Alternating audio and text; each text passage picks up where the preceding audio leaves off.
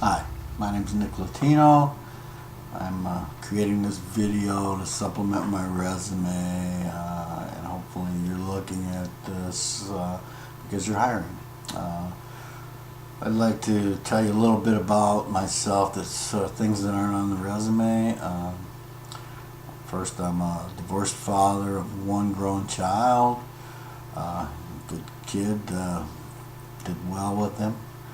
My hobbies and passions in life are fishing, the outdoors. I enjoy photography, birds especially. I'm getting married in the summer. I was in Ukraine last year, and I met a woman, and she's coming over, and we're getting married. I enjoy travel. I've been all around the world for work and for pleasure. I like out of the way places. I went to Nicaragua a few years ago, Ukraine, and then more conventional places as well. But I've been in supply chain for I've been in the manufacturing, production, and the supply chain, industrial for 15 years. I started as a production coordinator managing 16 people, and streamlined their processes, cut down on the amount of labor by 20%. I have everywhere I've been, I've had verifiable cost reductions, either in the process end of it or in the bundling for economy of scale type thing, reduction in supplier base, combining shops for value stream mapping. And some of them have been quite substantial, millions of dollars actually savings. And I I've been mainly in the I kind of cut my teeth in the planning end of it. I have buying experience, planning experience, master scheduling. I've been in new product development, production. I've also spent several years, 3 years as a matter of fact, in cost reduction operations end of it, where I was the planning specialist for that. Excuse me, and I was a transition manager, which means basically that I would look at different processes and materials, like processes and materials, try to bundle them together to get an economy of scale package. Then look for suppliers that could do castings and machinings, put processes together in one supplier to reduce the supplier base, the lead times. You reduce the cost that way as well because you're bundling all this stuff together. And a lot of the suppliers were overseas or offshore. They weren't all in China. They were, I had several suppliers in Israel, and I would go over there, Serbia. But those were the complex machinings, and China isn't, or wasn't anyway, ready for that type of work yet. They were had machines and of course all the labor that you needed, but it wasn't skilled labor. So, but anyway, we would put that together, and then I was responsible for putting together planning packages for all these parts, overlaps, dual sourcing, that type of thing, to make sure that because these were all production parts, I had to make sure that we did not run out of materials for production, and B, that I kept my inventory levels low, and C, that we, phased in and phased out correctly. It was pretty technical in that when you have parts that require, 6 forgings and 2 castings, and to make all of these parts come out at the same time, it's like making a meal.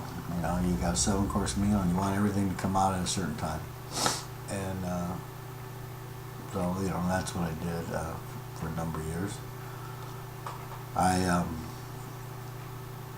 Things that aren't on my resume that I think are very important is my ability to work within cross-functional groups, manage these cross-functional groups.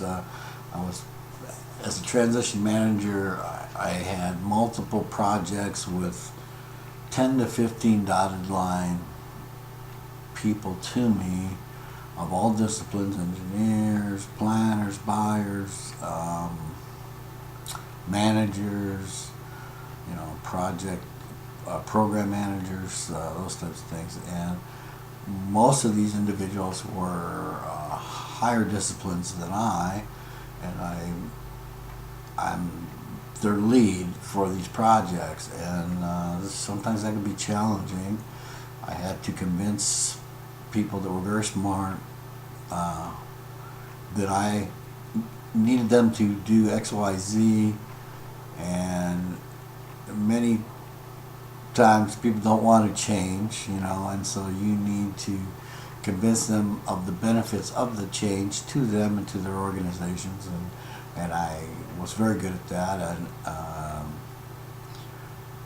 after people got to know me, they requested me for transition. So they said, "Well, we're going to transition this part." Was Nick doing the transition? And that, to me, was the ultimate compliment. And the reason being that, I would work with people. If it's not absolutely necessary for this to happen in this order at this time, and somebody needed it to be a different way, if it did not affect the final outcome, and it wasn't disruptive to processes that we were doing, or the way the project flowed, then even if it cost me a little more work, I was more than willing to do that, because you want a happy customer, and those were my customers.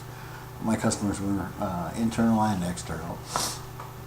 I'm very apt at or adept at presentations for higher for the senior management, and also for outside customers.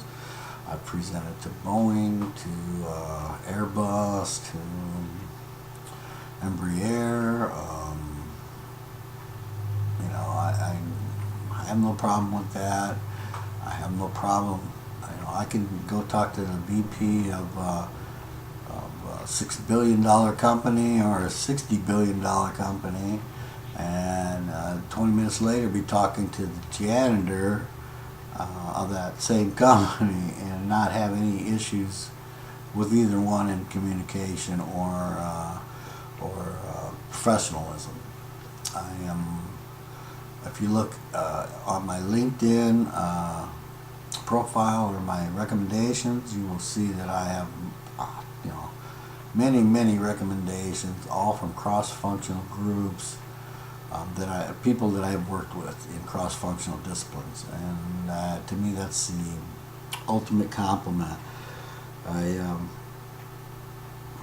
think that, as I said, communication, negotiation, because of the fact that I'm constantly in negotiations with someone to make something happen.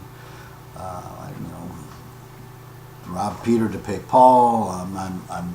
I've created budgets. We were in a very competitive environment where we had X amount of dollars every year for projects, and you needed to present to the senior staff your project or projects and what the savings was, projected business case analysis, and and then from there they would dole out money, to those projects, and you wanted to be able to show your project was not only, I mean, you didn't just throw numbers out there. You better be able to back the numbers up because they expected to see those savings or something similar too. And if you could not do that, then you were not in the group for very long. And so as I said, I've had to do budgets and also like manage the cost and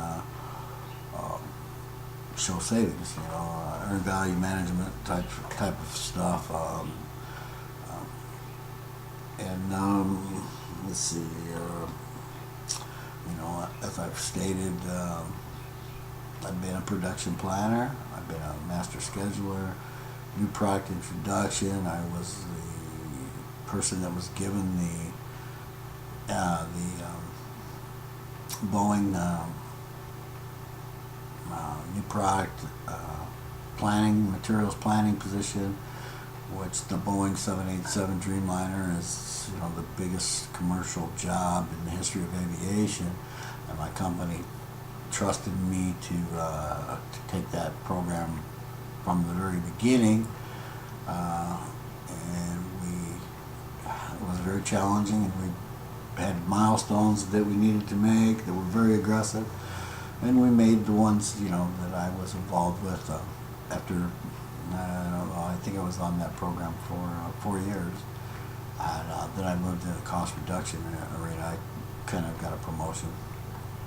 It was a lateral move, but it was actually a better position. And that's I just thought you'd like to know something about me that's not in my resume that I think is important, and I would like to add that no matter what position this is for,